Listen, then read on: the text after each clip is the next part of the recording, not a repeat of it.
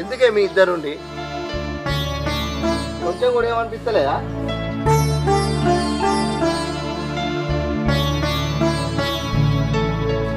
భవాని ఇద్దరు రెడీ అయ్యి చక్కగా పోయి కట్టరా పోర్రి. యారాళ్ళు కొట్టుకుంటారు తిట్టుకుంటారు మళ్ళీ కలిసి ఉంటారు. మీరు కూడా కొట్టుకున్నా తిట్టుకున్నా మంచిగా కలిసి ఉండండి. సొంత అక్కేయలే కదా, ఎందుకే ఈ కోపాలు తాపాలు? ఇక మీరు మారరా? ఎప్పటికి ఇట్లనే ఉంటారా?